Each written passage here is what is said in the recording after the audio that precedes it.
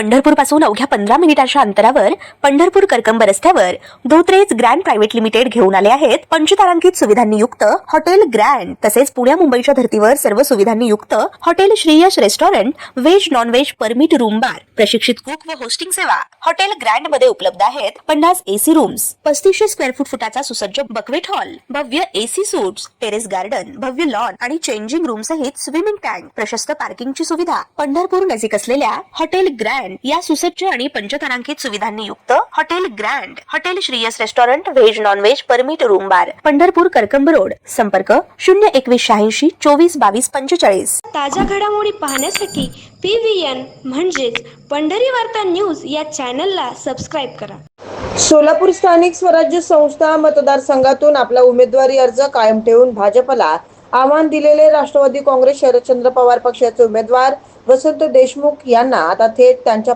पक्षातूनच पहिला धक्का बसलाय। भाजपचा बिनविरोधचा मनसोबा उधळून लावित वसंत देशमुख यांनी आपला उमेदवारी अर्ज कायम ठेवल्यानंतर आता सोलापूर जिल्ह्यात 1998 प्रमाणे या निवडणुकीतही नक्कीच चमत्कार होणार अशी चर्चा सुरू झाली होती आणि त्याला कारणही तसंच आहे। सोलापूर जिल्ह्याचे पालकमंत्री जयकुमार गोरे यांनी ही निवडणूक बिनविरोध करण्यासाठी आटापिटा चालवलेला असतानाच दुसरीकडे माढा लोकसभा मतदारसंघाचे खासदार धैर्यशील मोहिते पाटील हे शांतपणे आपली राजकीय खेळ खेळताना दिसून आलेत असेच म्हणावं लागेल।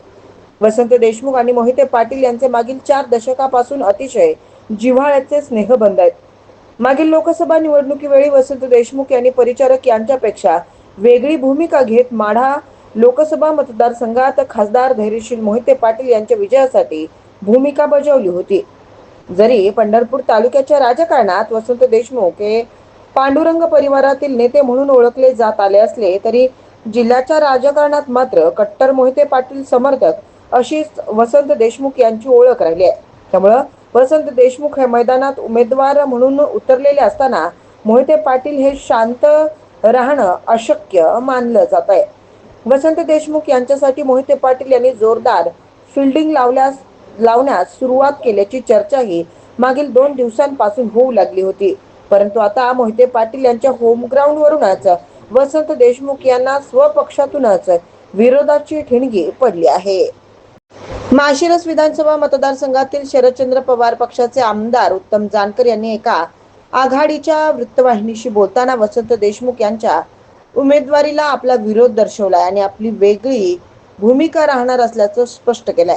आता एकीकडे आपल्या कट्टर समर्थकाला मोठ्या संख्येनं मतदान व्हावं यासाठी खासदार धैर्यशील मोहिते पाटील हे फिल्डिंग लावणार असल्याची चर्चा असताना दुसरीकडे ज्या मोहिते पाटील यांच्या पाठबळामुळे उत्तम जानकर हे आमदार झाले त्याच उत्तम जानकर यांनी वसंत देशमुख यांना विधान परिषद निवडणुकीत सहकार्य न करण्याचा निर्णय घेतल्यामुळे या विधान परिषदेच्या निवडणुकीतील राजकीय घडामोडीचे परिणाम माळशिरस तालुक्यात देखील दिसणार आहेत असंच म्हणावं लागेल।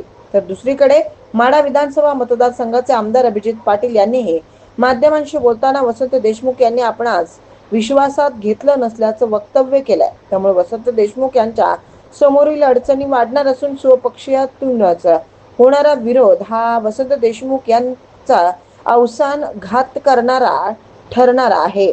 मात्र आमदार उत्तम जानकर आणि आमदार अभिजित पाटील या दोन्ही आमदारांची भूमिका मोहिते पाटील यांच्या पक्षातील वर्चस्वास देखील आव्हान देणारी आहे अशी चर्चा आता सुरू झाली आहे।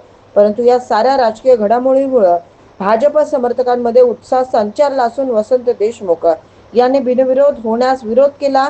आता त्यांच्याच पक्षातून त्यांना विरोध होत आहे। यातूनच महाविकास आघाडी जिल्ह्यात कमकुवत आहे अशी चर्चा सुरू झाली आहे।